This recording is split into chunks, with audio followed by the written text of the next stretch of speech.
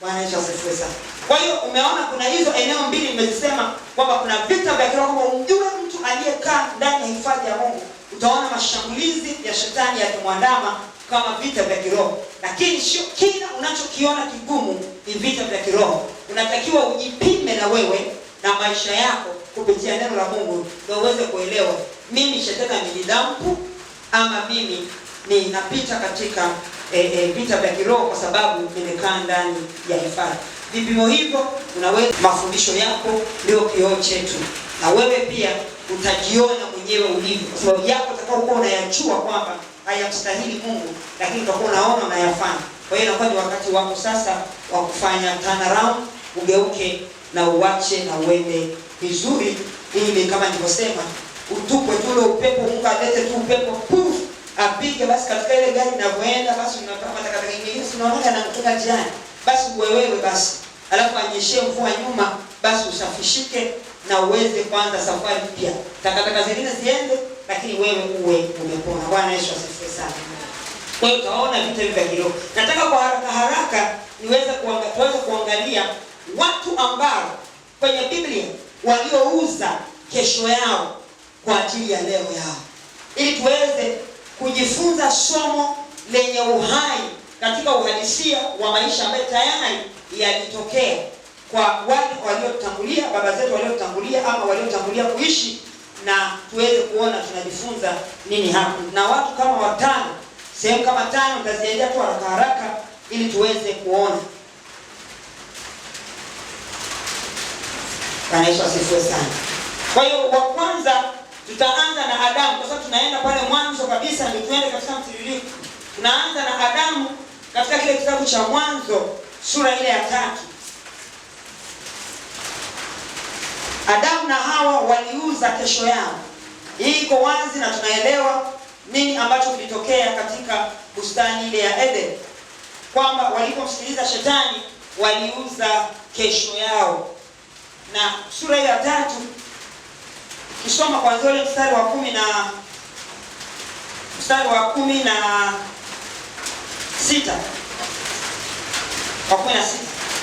anasema, akamwambia mwanamke, hakika nitakuzidishia uchungu wako na kuzaa kwako, kwa utungu utazaa watoto, na tamaa yako itakuwa kwa mumeo, naye atakutawala. Akamwambia Adamu, kwa kuwa umeisikiliza sauti ya mke wako, ukala matunda ya mti ambao nalikuagiza nikisema usiale, ardhi imelaaniwa kwa ajili yako, kwa uchungu utakula mazao yake siku zote za maisha yako. Yesu asifiwe sana. Tunaona kila mmoja hapa anapewa tamko ambalo limesababishwa na wao kutoa ama kuuza ile kesho yao. Na kesho ya Adamu na Hawa, baba na mama wa ulimwengu, ambao ndio walianza kutawala ama kukanyaga ardhi hii kwa sura ya kibinadamu, ile kesho yao ilikuwa imebeba nini? Ilikuwa imebeba ahadi ya agano. Bwana Yesu asifiwe sana. Ilikuwa imebeba ahadi ya agano ya kumiliki. Bwana Yesu asifiwe sana.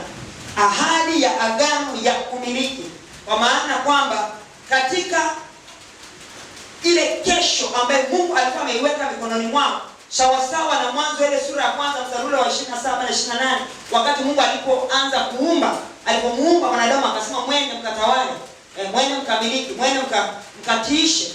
Alikuwa amewatengenezea miliki. Kwa hiyo kesho ya Adamu, kama wasingeiharibu, walikuwa wamemilikishwa. Na wamemilikishwa nini? Walimilikishwa mbingu hii ambayo tunaoishi, ambayo ni kitu kikubwa sana. Ni sawasawa na mtu akumilikishe nyumba ama kanisa, alafu wewe uende ukaliuze. Bwana Yesu asifiwe sana.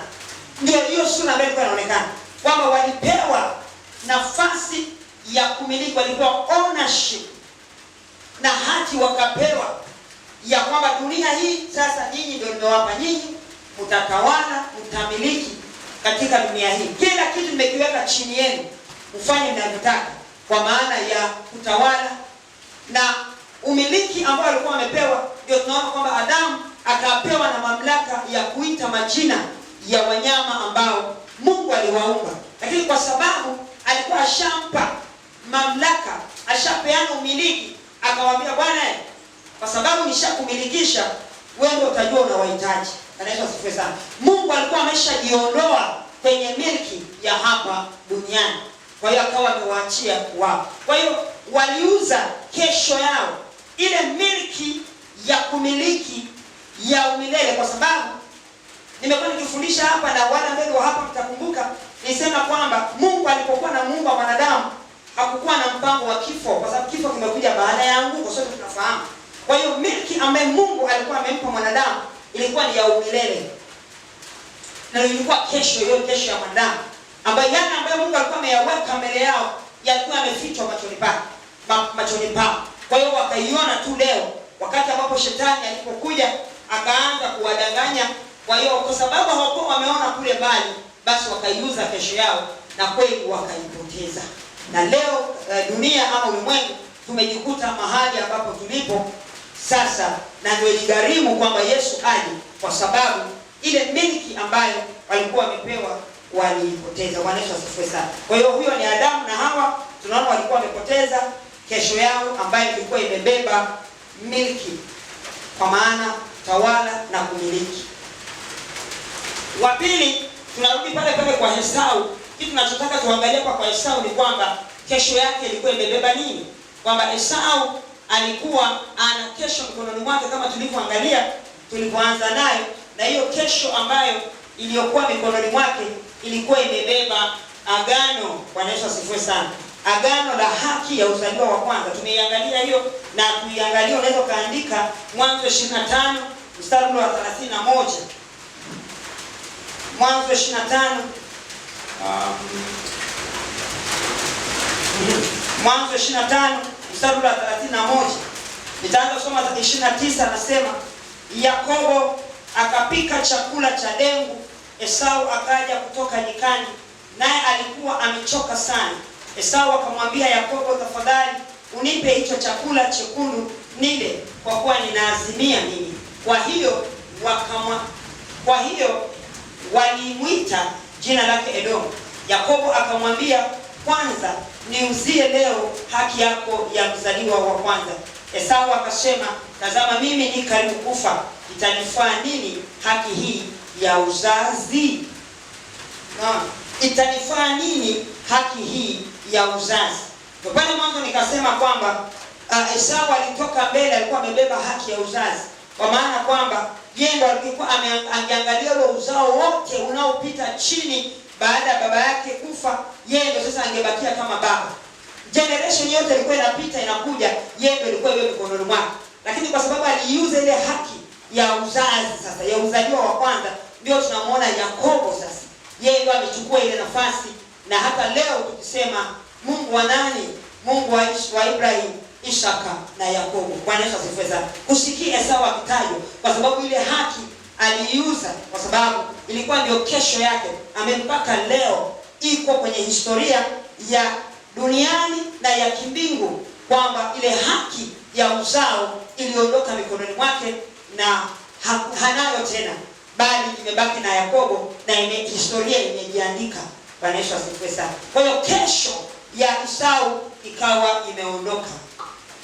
Sitazungumza sana hapo kwa sababu nilishaelezea hiyo. Nilitaka tu kuonyesha kwamba ni nini hiyo kesho iliyokuwa imepotezwa na Esau ni nini. Ilikuwa ni haki ya uzaliwa wake wa kwanza. Na ya tatu tumwangalie Sarai ambaye ni mke wa Ibrahimu. Mke wa Ibrahimu, Mwanzo sura ile 20. Tunaona Sara ameuza, ama haki ya inauzwa. Sura ile 20.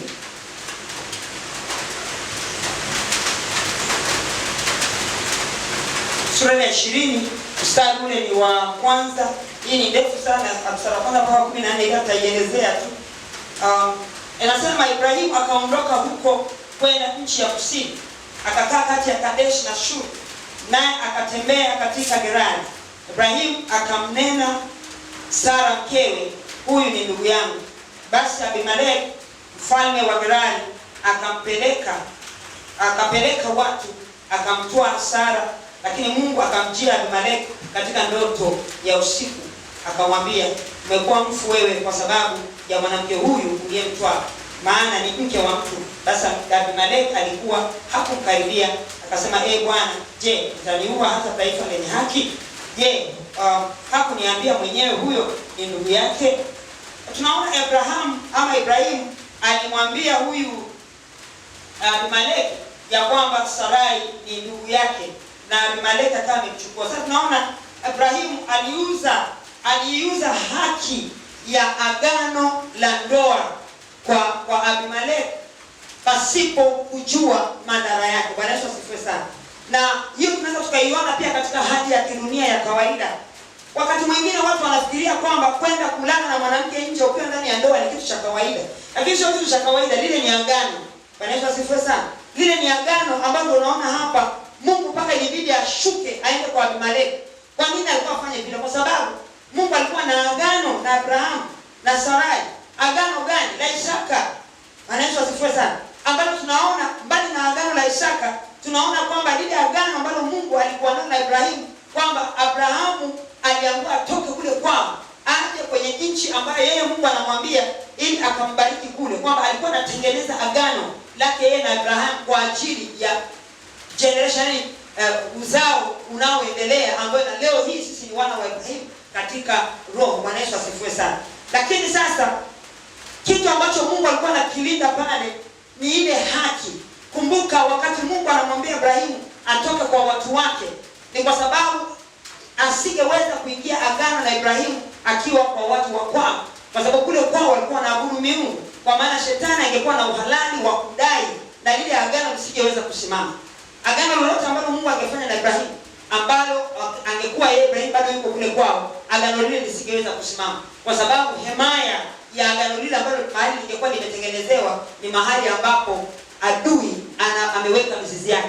Na hicho ndicho ambacho ilibidi Mungu ashuke aseme na Abimeleki, wewe rudisha huyo mke wa mwenyewe, kwa sababu Mungu tayari alikuwa anatembea na lile agano ndani ya Ibrahimu. Sasa akasema ni mambo gani haya? Huyu aenda kalala na Abimeleki alafu arudi tena aje akanajisi na mimi agano langu liko pale. Ndio Mungu akaingilia kati haraka. Kwa hiyo huyu Ibrahimu alikuwa anauza agano la ndoa, na sio agano la ndoa tu, alikuwa anaenda kuuza agano la utajiri. Utajiri ambao tunausoma katika Waefeso ile sura ya kwanza kuanzia ile mstari wa 3 wa 4, anasema kwamba atukuzwe Mungu Bwana wetu Yesu Kristo aliyetubariki kwa baraka zote za rohoni kabla ya kuwekwa misingi ya dunia. Tangu wakati huo, ina maana kwamba hizo baraka za rohoni ambazo tunaambiwa katika Efeso zilianzia kwa Ibrahimu. Kwa hiyo sasa sisi tusingezirithi kama mambo yangeharibika kule mwanzo. Bwana Yesu asifiwe sana. Kwa hiyo hayo yote Mungu alikuwa anayaangalia, ndiposa akabidi aingilie kati, aseme hapana, rudisha mwanamke wa mwenyewe. Mbali na hilo, pia hata kwa Isaka, kwamba shetani alitumia Sarai kutaka kuuza ama kuharibu kesho ya Ibrahimu. Kwa maana kwamba wakati Mungu anaandaa mpango wa agano na Ibrahimu kupitia Isaka, Sarai akatumiwa kwa ajili ya kumleta wa kumshawishi mume wake Ibrahimu atembee na Hajiri apate mtoto. Kwa maana kwamba ilikuwa pale confusion inakuwa created, inatengenezwa ili lile agano la Mungu lisije likasimama. Kwa sababu Mungu asingepitisha agano lake kwa Ishmaeli na lile agano la Mungu lisingeweza kutenda. Kwa hiyo hili agano la utajiri hili tusingeweza kulipata na kulipokea. Lakini kwa sababu Mungu ni Mungu wa agano na Mungu alilisimamia, basi katika yote aliweza Isaka kuzaliwa, na leo tumerithi utajiri, hizo baraka ambazo tumeambiwa kabla ya kuwekwa misingi ya dunia. Kwa hiyo alikuwa anatafutwa nani atakayesimama katika nafasi hiyo kubeba hilo agano na kulitembeza kizazi hadi kizazi. Katika agano la kale, agano hili la utajiri lilitembezwa katika mwili, na katika agano la sasa ama agano jipya, agano hili la utajiri linatembezwa katika roho. Bwana Yesu asifiwe sana.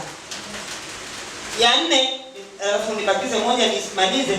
ni kwamba tunamuona kwamba tunakuja kwa Yesu mwenyewe. Tukimwangalia Yesu tunaona kwamba shetani alijaribu pia kuiondoa ama kuiharibu ama kuiua kesho ya Yesu, kwa sababu wakati ambapo Yesu Kristo alipokuja hapa duniani, kabla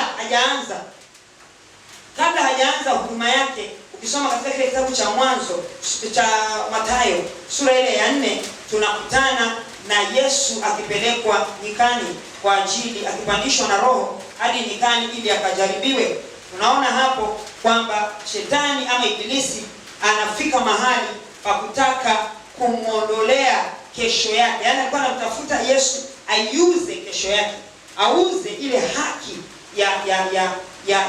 ya agano la kwa nini Yesu alikuja hapa duniani. Na Yesu Kristo alikuwa amebeba agano letu, ili katika agano hilo sisi tuweze kuurithi ufalme wa milele. Kwa hiyo shetani alimfuata, alikwenda kumjaribu ili kuondoa ile haki yetu ama kesho yetu, ambayo kesho yetu ndio Kristo Yesu alikuja leo hii, kwamba kitendo cha yeye kukanyaga dunia katika ulimwengu huu wa damu na nyama ambayo tunaoishi sasa, ambayo tutaita ndio leo, lilikuwa yanatuletea ama anakuja kutushirikisha na kutuingiza kwenye agano la milele ambayo ndio kesho yetu.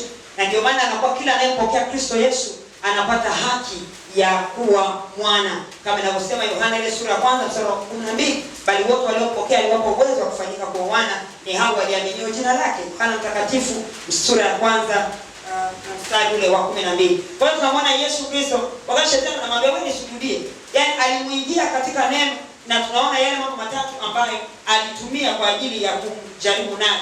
Ni kwamba alikuwa anataka Yesu auze kesho yake kwa sababu ya mkate, auze kesho yake kwa sababu ya kiburi, na auze kesho yake kwa sababu ya kuiondoa nafsi yake mbele za Mungu, kwa sababu ya kufanyia shetani ibada. Pale alimwambia kwamba amwabudu atampa kila kitu. Na leo tunaona kwamba ni jinsi gani hapo. Kwa hiyo kesho yake Yesu Kristo ilikuwa imebeba agano la ufalme. Kwamba Kristo Yesu kuja kwake hapa duniani ndio kumetupa sisi kuingia kwenye agano la ufalme. Na ndio maana tukasoma ile sura ya 1 mstari wa 12 ya Yohana kwamba alisema bali wote waliopokea aliwapa uwezo kufanyika kwa wana wa Mungu, ni hao waliaminio jina lake. Kwa sisi kuliamini jina la Kristo Yesu, kwa sisi kumpokea Yesu Kristo, tumeingizwa kwenye agano la kifalme. Bwana Yesu asifiwe. Ndio tumekuwa wana wa Mungu, na ndio maana tunakwenda kuurithi ufalme wa Mungu. Haki hiyo tumeipata kwa Kristo Yesu, na shetani sio sasa tu anajaribu kutufuata sisi, hata Yesu alimfuata. Na Yesu kwamba alimfuata Yesu hakuwa na shida nyingine, alikuwa anakuja kuharibu lile agano la ufalme. Bwana Yesu asifiwe sana. Lakini ashukuriwe Bwana kwa sababu aliweza kushinda. Hiyo utaiona kwenye hiyo Mathayo sura ya 4 kuanzia mstari wa 1 mpaka wa 8, na hata Luka sura hiyo hiyo ya 4 pia kuanzia mstari wa 1 afiri mpaka wa 8 kama sikusei ama 9. Ya 5 ambayo ndio ya mwisho, lakini nisema ni mambo matano. Yapo wengi, lakini nimeona hawa 5 wanaweza wakatufundisha kitu. Kwa 5 ni tunarudi kwenye kanisa, sisi kama wana wa Mungu ambao tuliookolewa leo. Kwa hiyo kanisa leo tuna kesho yetu tuliyoishika ama tuliyopewa, tulionayo. Na kesho yetu ambayo tuliyopewa ni agano la wokovu, agano la umilele ambayo ndio tumepokea. Baada ya Kristo Yesu kuingia kuleta agano la kifalme hapa duniani, agano lile la kifalme limetuingiza sisi kanisa kwenye agano la umilele, kwamba katika ufalme ule wa umilele. Kwa hiyo sisi tunaingia katika agano lile, lakini tunaona kwamba ni jinsi gani ambavyo shetani naye amekuja pia kwa sura yake, akawaletea watu gololi. Si unajua gololi ni kitu gani? Ama Tanzania mnaita nini? Unajua gololi ni nini? Mshasikia nini kinaitwa gololi? Gololi ni nini? Nini? Unaitambua kama nini? Vile fulani wanachezea, nimechora rangi nzuri. Si mnafahamu? Mimi nafikiri kwa anaita jina lingine. Gololi. Na gololi ile tulikuwa tunacheza sana gololi sasa. Lakini wakati wa kununua unatafuta zile rangi zinazopendeza, ndio mtu ananunua nilo iwe hapa. Lakini gololi ile kisha pasuka kidogo tu inapoteza thamani. Si ndio? Poteza thamani.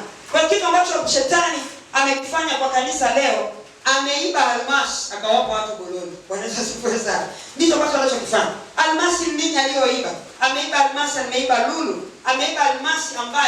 uzima, kwamba kesho tuliyoibeba ni umilele, ambapo kwa sababu mwanadamu haioni hiyo kesho, anashindwa kuelewa thamani ya ile almasi. Bwana Yesu asifiwe sana.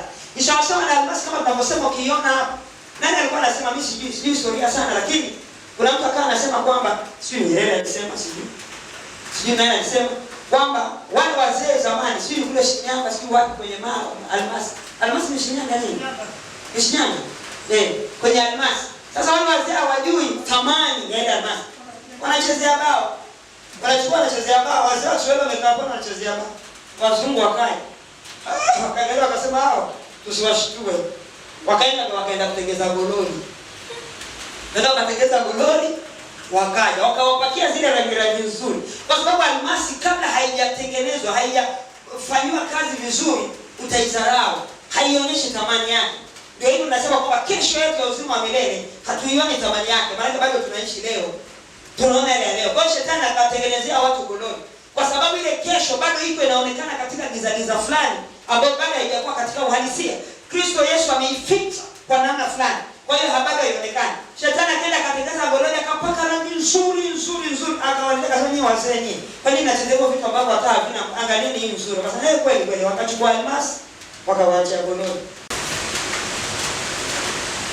Kanisa limeibiwa umilele. Agano la umilele ambalo ndio kesho yetu. Kanisa limeibiwa. Kwa kanisa linaishi na leo. Unaona? Kanisa linakimbia huku na huku likitafuta leo. Kila mtu anakimbia anatafuta apate pesa, apate mali, apate mume. Yote ni mema, maana tunaishi kwa nayo hapa duniani. Lakini unakimbilia nini sasa? Bwana Yesu asifiwe sana. Bwana hao wa duniani nao wanapokea pia. Lakini shetani kitu ambacho alichokifanya, kumbe alishachukua ile almasi akaificha. Kwa hiyo unakuta kanisa ama mtu anapofanya vile wanakimbizana. Yaani hakuna kitu wanachoona. Ukisikia watu wanakanyagana mpaka wanakufa. Sio walikuwa walienda kutafuta ufalme wa Mungu. Walienda kutafuta magari, walienda kutafuta waume, walienda kutafuta wake, walienda kutafuta pesa, walienda kutafuta kwenda Ulaya. Wengine wakafa na pasipoti zao wamepeleka waende wakaombewe. Wengine wakaenda na makaratasi yao na CV zao waombewe ili wapate kazi. Lakini yote haya ni haki yetu kuipata. Lakini sio kwa sura hiyo. Yaani kwa sura hiyo ni kwamba wale wazee walikuwa na haki na ile almasi, lakini walikuwa wanachezea bao. Kwa hiyo kanisa kwa sababu limegeuza lile agano la umilele kama mpira, zile nini za gololi za kuchezea bao. Kwa hiyo shetani ndio amewaletea sasa kwamba kanisa limefika mahali kwamba linamwangalia Mungu kwamba Baba mimi nimeokoka lakini nitendea hapa duniani. Na shetani akatambua hilo, ndio sasa akawaletea sasa yaliyo mazuri hapa duniani ili awakamate, aondoe ule umilele, aondoe ile agano la umilele, aiondoe ile kesho ambayo ndio ilikuingiza kwenye wokovu, na mwanadamu ama kanisa likapoteza dira. Kwa hiyo mwingine hata ajui kama aliokoka ili aingie katika ufalme wa Mungu. Yeye anajua niliokoka nipate gari, nipate nyumba, nipate hiki, nipate kile, na ndio watu wanazurura kila siku wakiwa wanatafuta hilo. Lakini ukweli ni kwamba almasi imeibiwa, gololi ndio iko hapo, watu wanachezea bao. Bwana Yesu asifiwe sana. Kwa hiyo hiyo ndio hali ya kanisa leo. Lakini ukweli ni kwamba almasi, kiangalia kama almasi, kama nilivyosema, sura yake kabla haijatengenezwa, hata dhahabu kabla haijapitishwa kwenye moto, huwezi kuiona mng'ao wake. Lazima ipite iende kasuguliwe. Ni hali kadhalika kwamba huo ufalme wa Mungu ambao ni almasi kwetu, hatuwezi kuiona uzuri wake mpaka tutakapofika mahali pale. Kuna filamu moja niliona, sinema moja, ni zamani sana. Na ndio wakati naandaa hivi jioni hii tu nikasikia Roho Mungu ameniletea picha fupi, nikasema kwa kitu vingine vina mafundisho. Niliangalia hiyo filamu, ilikuwa inaitwa nishasahau jina lake. Diamond of Solomon kama sikosema. Walikuwa wazungu wa fulani wawili, vijana wadogo kama vile kina Ibrahim, ndio wanaonyeshwa. Wameenda kwenye hivyo visiwa vya Solomon. Wameambiwa, wamesoma ramani, wameambiwa kwamba katika ile ramani wameonyeshwa kwamba kuna almasi mahali hapo. Wakatembea na ile ramani. Kwa hiyo wakasema tutaenda mpaka tufike tupate hiyo almasi. Kwa hiyo walijizatiti, wakaondoka kwao fulani, wakaenda kwenye hivyo visiwa vya Solomon. Watu wenyewe wanaokaa pale wana almasi kwenye nchi yao, lakini wenyewe hawana nguo, hawavai nguo. Yaani hawajui thamani walionao katika nchi yao.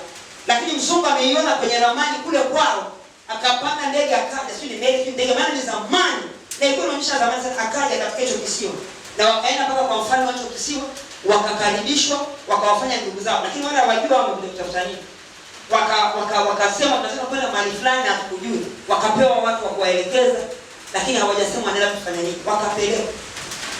Safari hiyo ilikuwa ni ndefu sana. Ilikuwa inapita mabonde, milima, kwa sababu kisiwa ama eneo hilo kulikuwa hakuna nyumba za maana kama vile nyumba unasema utatembea na barabara. Ni misitu, jangwa, hivyo hakuna watu wakikutana nao hawana nguo na kadhalika. So walienda na safari hiyo iliwagharimu. Tokea wako vijana mpaka wamefika wazee, hawajafika kwenye ile machimbo ya almasi. Lakini hawakukata tamaa. Wakati walipokuwa wanaenda, kuna mahali walikuwa wanaonyesha hawawezi kuvuka, maana hakuna njia, ni maji na hawana jinsi ya kuvuka. Wanaenda, maji yanawafika mpaka hapa. Hawana nguo, yani wameshaishiwa mpaka ile kwamba maana wenyewe hawakujua umbali huo. Mpaka hawana jinsi ya kwenda. Unaona midomo imekauka, hawana maji. Wakawa wanakunywa maji ya matope, ambayo ndio maji pekee yake yalikuwepo. Lakini elimu walikuwa wanakimbilia kufika wapi? Kwenye ile almasi waliona kwenye ramani. Na ikawagharimu maisha yao. Kwenye ujana ule, tangu wana nguvu, nikisema kama na Ibra walikuwa ni vijana wadogo, mpaka wanafika mahali, nitoe mfano gani? Wanafika mahali, wanafika kwenye kile kisiwa, kwenye pale mahali kwenye mashimo, wamekuwa yuko safarini, ametoka kwa Ulaya, amekuja anaenda wapi? Kwenye machimbo ya almasi. Mpaka wakafika. Kuna mahali wanakutana na wale watu wa wenyeji wa hiyo nchi, hiyo mahali, wanawakushia mshale, maana wanaona ni maadui. Wanawapiga, wanakimbia, wanajificha. Yaani safari ya usiku na mchana, hakuna nyumba ya kulala, hakuna kitanda, hakuna gari, safari ni ya mguu. Safari ya mguu iliyowagharimu tangu vijana mpaka wazee hawajafika. Wanafikiri ni safari ndogo. Hiyo ndio safari ya wokovu sasa. Kuiendea kesho yako. Wanaweza sifiwe sana. Agano ili uweze kulifikia. Wamefika pale, wamekuwa wazee. Na pale tena wakifika wanakuta kuna mfalme wa kijiji hicho sasa. Nao wakawaona kama adui. Wakawarushia mishale. Mwisho wakafika mahali, wakaona sasa leo tumekufa. Wakakata tamaa. Wakasema hapana. Wakakaa kwanza kama siku 3 siku. Wana chakula. Wamekaa kama siku 3 siku 4 ndio wakatoka, wanaenda wakinyosha mikono. Kwamba jamani ni amani, wanawaendea wale wenyeji. Maana ndio wamefika kwenye mahali kwenyewe. Lakini vita vimekuwa ni vikali sana. Ndio maana nikasema kwamba shetani hapo tufuatilia sisi kanisa, hana shida na pesa yako, hana shida na kila kitu. Kumbuka wale wenye nchi ile walikuwa wamekalia almasi. Anaweza kufanya sana. Hawa wamekuja kuitafuta. Kwa hiyo wamefika mahali pale wakaonyesha amani, basi ndio wakapokelewa, ndio wakakaa. Na shida gani? Lugha yenyewe shida. Mshawakisha ndio wakasema jamani tunataka kwenda hapa kwenye kitongoji hiki. Hawasema wanaenda kutafuta nini? Wakapelekwa.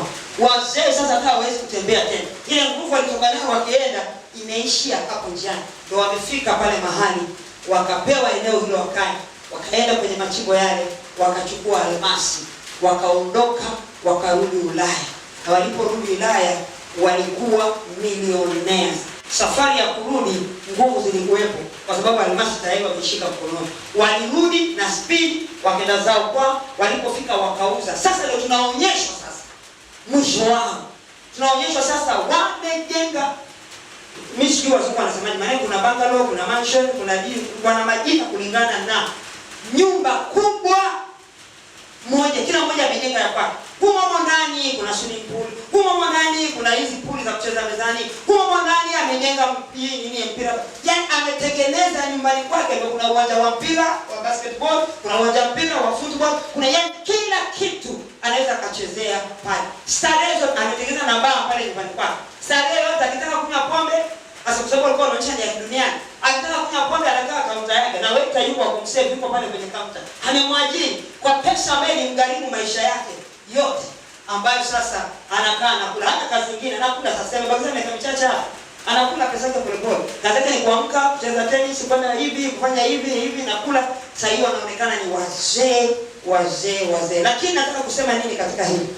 Pamoja na yote ambayo walikwenda nayo, hawakukata tamaa kuifuatia kesho yao. Mpaka walipofika mahali wakaikamata. Wanaita sifa sana. Na walipoikamata maisha yao yalibadilika. Kwa hiyo hata ile taabu yote walioipata katika ujana wao mpaka wanafikia uzee ikaisha. na ile sura ukavu iliyokuwepo ikapotea, wakarudi wakawa wanapendeza, wananawiri. Kwa muda mfupi ambao walibaki wakiishi katika uzee wao, lakini waliishi maisha mazuri na raha mustarehe. Bwana Yesu asifiwe sana.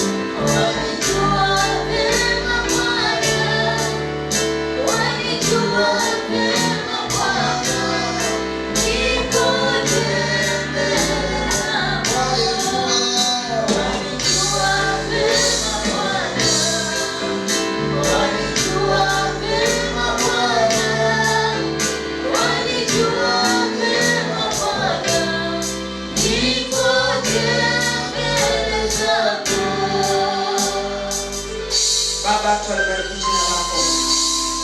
Unatujua kuliko tunavyofahamu sisi. Yes. Maana yote yaliyoasilia yameandikwa mbele zako. Tunajiweka wakfu mikononi mwako kupitia neno lako ambalo Bwana umesema nasi jioni ya leo. Tunatamani kuona agano la kesho yetu la milele likikaa ndani yetu.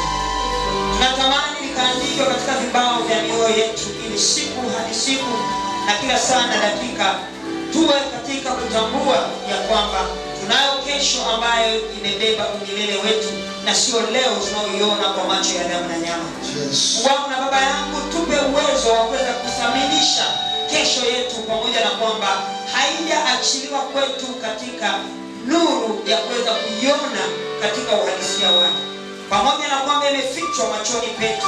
Lakini Bwana, naomba kaendelee kuweka shauku ndani ya mioyo yetu, kuitamani kesho yetu na kutamani umilele ule katika uzima ambao katika ufalme wako Bwana umetuahidia. Umetuahidia neema ya kuweza kukaa pamoja nawe, na ndio maana ilikugharimu wewe hata ukaacha enzi na mamlaka, ili sisi tukapata kuishi katika umilele pamoja nawe. Baba yangu na Mungu wangu, niko mbele zako.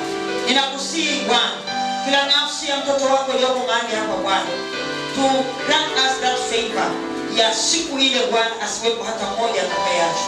Hata katika udhaifu tulio nao kama wanadamu, bado ninakusihi Bwana Yesu, katika madhaifu hayo hayo Bwana ukatupende.